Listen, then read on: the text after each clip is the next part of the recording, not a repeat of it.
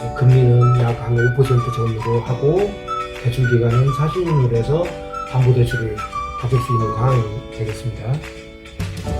그래서 순 자산은 이제 5억인데 만약에 이제 6억짜리 주택을 매수를 하게 되면 1억 대출을 받아서 이제 이자 발생이 되고 취득세나 이제 재산세가 추가로 발생이 되겠죠.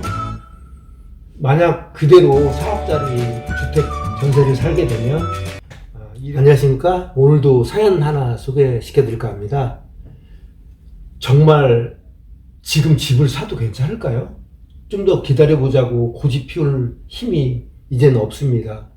어떤 사연인지 한번 들어보겠습니다. 저는 30대 후반의 직장 여성입니다. 초등학교 다니는 아이 둘을 키우고 있는 워킹맘이지요.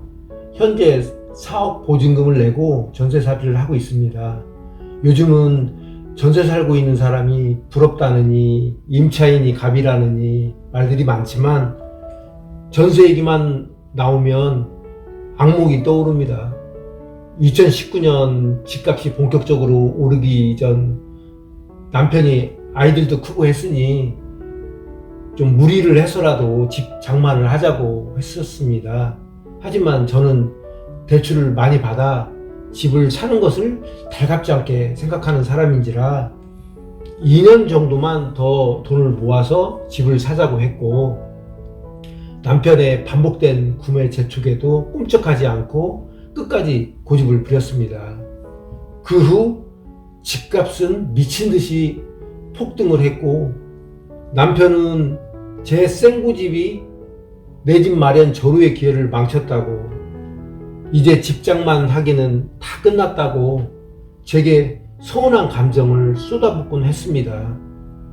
상황이 그러한지라 남편의 거친 말들을 받아내야 하는 인고의 시간들을 보내야만 했습니다.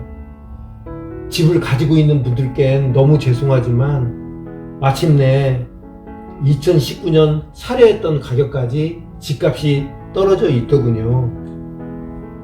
최근 부동산 시장이 꼼짝없이 남편에게 당하고만 사는 제 자존감을 회복시켜주고 있답니다.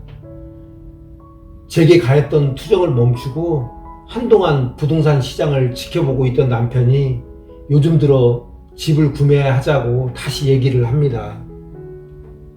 정부가 모든 규제를 풀고 있고 또다시 어느 순간에 집값이 오름세로 전환할지 모른다. 우리는 실수요자이니까 장기적인 안목에서 지금 집을 사자고 하더군요. 저는 좀 더 기다려도 된다고 생각하고 있지만 과거의 악몽과 같은 학습 효과 때문인지 이제 더 이상 제 생각을 고집부리고 싶은 마음이 없어졌습니다. 또다시 고집 피웠다가 집값이 올라버리면 이젠 정말 부부간 신뢰관계에 큰 틈이 벌어질지도 모른다는 걱정스러운 생각이 드네요. 1억 정도 대출 받으면 현재 실거래가 6억 정도의 아파트를 살 수 있을 것 같은데 눈 딱 감고 지금 집을 구매해야 할까요? 아님 몇 년 전처럼 제 생각대로 고집을 부려도 될까요?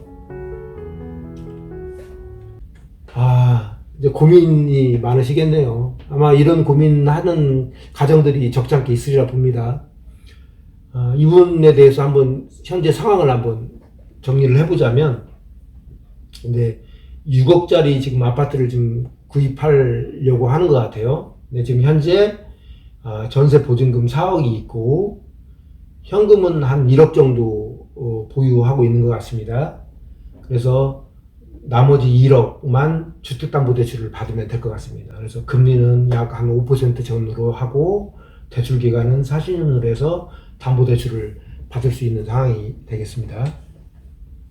그래서 순 자산은 이제 5억인데 만약에 6억짜리 주택을 매수를 하게 되면 1억 대출을 받아서 이제 이자 발생이 되고 취득세나 이제 재산세가 추가로 발생이 되겠죠. 만약 그대로 4억짜리 주택 전세를 살게 되면 1억을 예금할 수도 있고 뭐 투자를 한다든지 나름대로 이제 여러 가지 방법으로 수익을 낼 수 있을 것이고, 취득세라든지 재산세는 이제 내야 될 세금은 없겠죠. 그래서 한학장에서는 주택 매수보다는 전세가 합리적인데, 요즘 지금 같은 그 고민이 있을 때는 전세 그 기간을 한 1년 정도로 해서 단기로 계약을 하는 게 어떨까 싶습니다. 그래서 1년을 살고 어느 시점이 돼서 주택 구입 시점을 판단해서 결정을 하는 게 조금 더 합리적이지 않을까 그런 생각이 듭니다. 대체적으로 전문가들은 2024년 이후가 이제 주택 구입 시점으로 보고 있는데, 부부가 만약에 일정 부분 집값 추가 하락에 대해서 뭐 감내할 준비가 좀 돼 있고, 1억 대출에 대해서 원리금 납입에 뭐 큰 부담을 느끼지 않는다면, 지금 남편분하고 첨예하게 의견 대립이 되고 있는 상태니까 또 가정의 평화를 위해서 어느 정도 절충을 하는 것도 그리 나쁘지 않을 것 같습니다. 지혜롭게 결정을 하시면 될 것 같습니다. 자, 오늘은 여기까지 준비를 했습니다. 다음에 또 다른 사연을 가지고 여러분 또 찾아뵙겠습니다. 감사합니다.